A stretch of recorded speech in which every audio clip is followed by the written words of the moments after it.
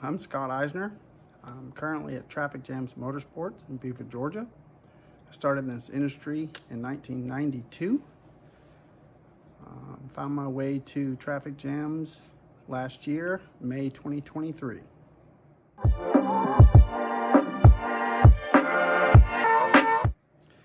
Biggest challenge and accomplishment this past year. I would have to say my biggest challenge has been throwing away that commission mindset now that I'm in an environment where we are all a team, that I can use all my knowledge to help others. I always found it when you're on your own in a commission environment, it's always hard to do some stuff completely by yourself. It's always nice to have a whole team, a whole bunch of people with so much more knowledge, maybe an outside look in, willing to accept their help, and for them to accept my help has been huge. And it's been tough since I've been in this business 30 something years, and it's always been commission. It's nice to be in a team shop where everybody's working together. I really, really love it. That was the biggest challenge. My biggest accomplishment for the year is that I have finally made it to the point to buy a home for my family. I've been pushing really hard, and this way I can be closer to the shop. Good 20-minute drive. Right now I drive about 45 minutes, so I'm really looking forward to that.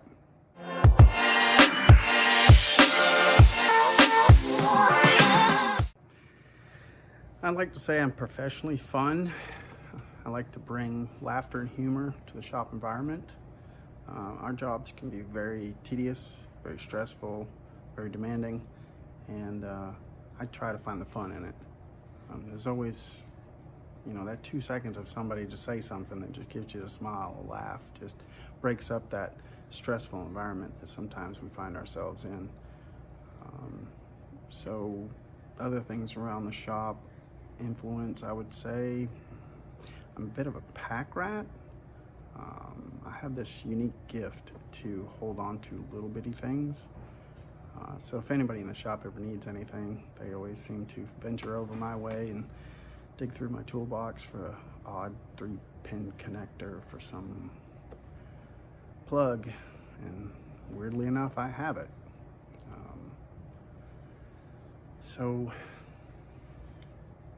the other gift I have is I'm a walking fitment guide.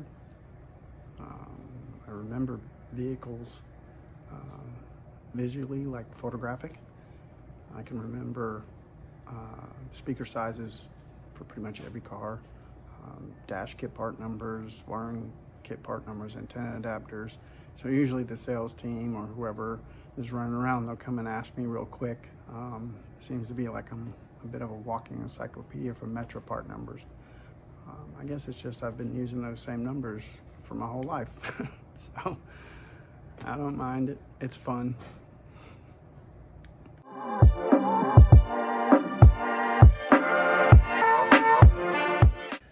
My specialty seems to be wiring.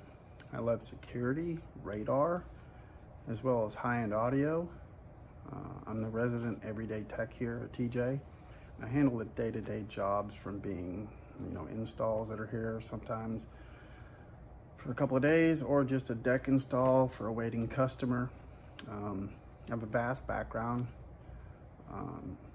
in fab work, able to come up with solutions for my installs with woodworking skills, CO2 laser skills. Able to use the top level of our equipment here in the shop to tackle the installs and make them as seamless as possible. Like I said, I really am a wire guy. I just love integrating everything and just seamlessly hiding it inside of the vehicle. That's something I really, really enjoy. My philosophy, I always believe, just take your time, do it right the first time. Push a little harder for that extra effort. I'm a firm believer of hand tools versus drills. It's a less chance of damage to the vehicle. No holes If it can be avoided, use OEM screws to attach your new components, or attach your new components. If there's a hole to be made, I like to use a product like a thread cert or something so it's more secure. This way, make sure the install is as OEM as possible and serviceable in the future, because I know somebody's going to take this apart and I want them to look and, wow, this is really done right and this was mounted correctly. That's just how it should be. That should be the industry standard. I hate finding wads of wires and just things that don't make sense. I really like to color code everything. Blue wires are remote, not pink. Just make it easy for serviceability and for somebody to work on it. In our shop, I may not be the last person that touches that car.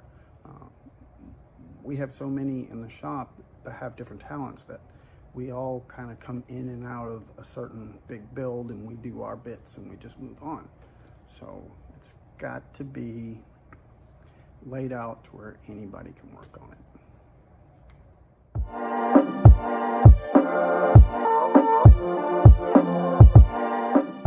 I would like all my customers that I interact with, I would like them to have a very fun experience. I want them to have a few laughs. I want them to leave the shop being able to enjoy everything that they had installed, all the products. So it's best to make sure that I take the time to sit down and walk over all the aspects of what was done, what was installed, and every function of what we installed and how it works for that customer, so they are completely satisfied when they leave. Don't want them leaving upset that they don't know how to do this, don't know how to do that. I want to cover that all. And I also want to give them the ability to just give me a call, ask me. If you got a question about something in the car, just give me a call, no problem. It'll take 2 seconds to explain it to you. I also like the customers to notice that they got that vehicle back just as clean, if not cleaner, when it was dropped off. I don't want them to know it even was disassembled. When I freshly get it back installed, we go back, we clean our handprints off of it, and make sure that no signs of us being in that vehicle. We also make sure we wrap everything up, everything's protected, so we don't have any options of maybe damaging a customer's car. So I definitely want the customers to be super happy with everything. And to make sure all the OEM features and functions of that vehicle still remain and work. There's nothing worse than you buying a vehicle that has a certain feature that you like, and now because of the aftermarket, it doesn't work anymore. There's ways to integrate everything. Just pushing yourself harder to figure out what is correct to make everything work seamless. And then when my customers leave out here, I want them definitely to feel happy, have a smile on their face and go, hey, yeah, that guy Scott, he's really nice. He's very intelligent. He's very informative. He went through everything. He didn't leave anything out. That's what I want my customers to say. And then I want them to tell them to, tell their friends to come see us at Traffic Jams.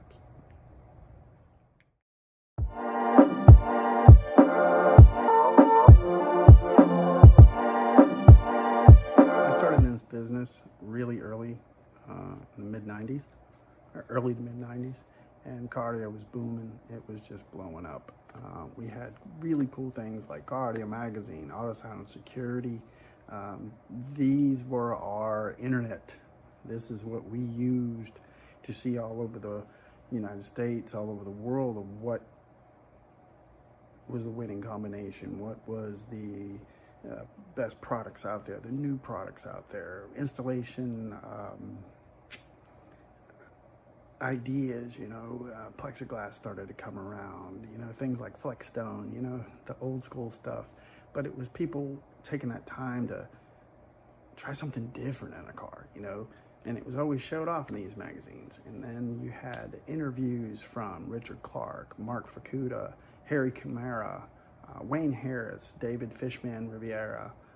And then you had even locals like Michael Bischoff, Matt Turner, Chris Anderson, Gary Stackpole. And the reps were there. They were everywhere in the 90s, early 2000s. Everywhere you looked, you'd have a new rep popping by or somebody just checking on you. You had John Ledford, Mark Barber, Cecil Sweet, Jeff Smith, and more. They seem to sit outside of that box and they just push the installers a little harder to try ideas, showing us that we're only held back by our imagination.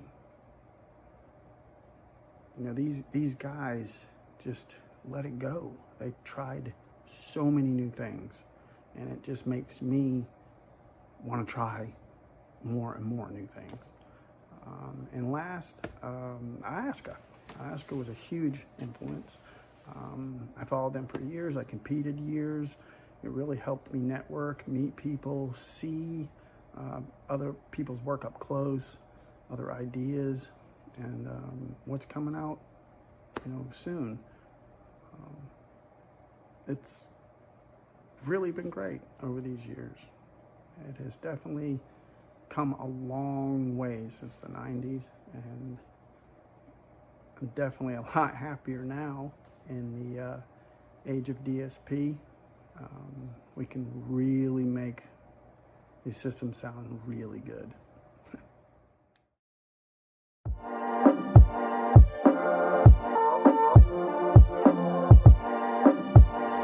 I do believe I should be in the top 50. I love coming to work every day. I love working every day. I love this industry. I love everybody in it. I've been in it since the early 90s, and I asked as many questions as I could when I was young. I was a sponge. I still am a sponge. Just keep asking questions and striving to get as more information crammed into your head as possible, because things are moving. New tech coming out every day, and it's how I learned to integrate and adapt to the current product line. I have the will and the want to succeed that drives me to use my free time to find ways to better my work process, from training to new tools. I'm always evolving. I bought a CO2 laser back in 2016, and it has been a game changer for car audio. The ability to custom cut parts for a seamless install, and less time in the wood shop. I'm an everyday car guy, everyday installer, and sometimes I feel we get overlooked by the finished wow pics, that get posted from fabrication guys. Who wants to see pictures of terminated wires and heat shrink? But I play a very important role in our shop and in this industry. I keep the shop moving on a daily basis, taking care of all the customers on day to day. I do have my glory photos here and there. I post them all the time. I post most of my installs every day online somewhere, either on our page or my personal page. I think we get overlooked a little. The fab guys, they throw out their wow pictures of finished installs, and those look way cooler than stuff you can't really see that's been integrated into the car. But those jobs have to be done. Those jobs are what can go on and pay the bills too. It's not always playing with a trunk with custom fiberglass. That takes time. And we have fab guys for that, and they do great work. And even if they're tied up, they'll come over and say, "Hey, do you mind?"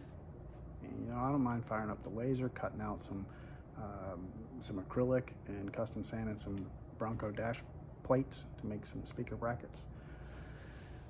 So I have the ability to jump all over the shop. Whatever really needs to be done, I'm right there.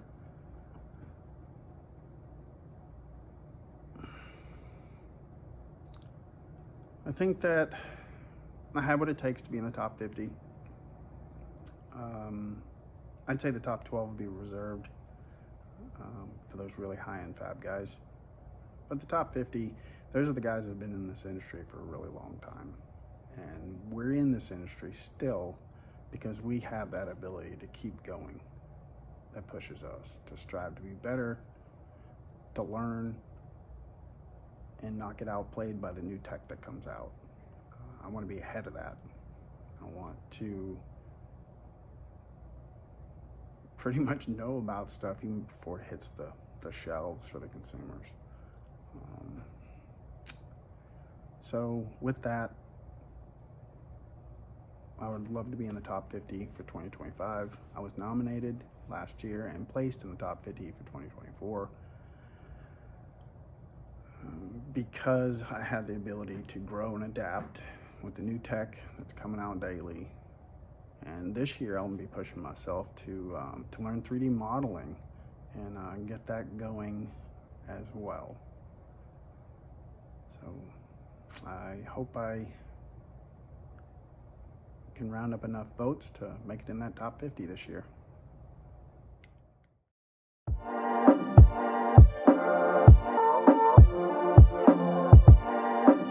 It's music, so it's not so quiet here in the shop. Man, let me get in my toolbox. Top left, some of my keys and little stuff, USBs, things like that. Testing cables for everything, just about. Big drawer, of course, my sockets, socket wrenches, because I get in this drawer daily. Cutters and crimpers, pliers, Allens, wrenches, drills, more wrenches, all my unibits, drill bits. Here we got some pliers again. Specialty drawer. So this is where all the panel tools are, the tiny little hook tools, pick tools, plastic pick tools, plastic tools for dashboards, soft panel pieces, removables, and hards. Let's see, next one, there's a screwdriver drawer. Yeah, nut drivers, screwdrivers, torque bits, etc. Right angles, if there's tight spaces. Bits, hole saws, tape measures. Bottom drawers where I keep all my pack rat. So I keep all these little screws, little connectors, little wires, little pieces, stuff, antennas, just anything. Anybody asks me in the shop, I usually have it. So, over here, this is all my knives, X-Acto knives, metal cutting, some file sets, drill bits. All these are my drill bits. Last one's all my hammers, my new air. This little guy, love that little thing. But let's see, down here, all my air tools. A bit of a mess right now, so I do have to do some cleanup. Definitely all my air tools hiding in here. Nail gun, air saws, reciprocating saws, impact, sanders, palm sanders, die grinders, right angled grinders, nail gun down there. Got another sander there. Really need more room. I'm about to buy another toolbox. I've got more tools at home and another Snap-on toolbox. Thinking about bringing it up here too. So that is my area.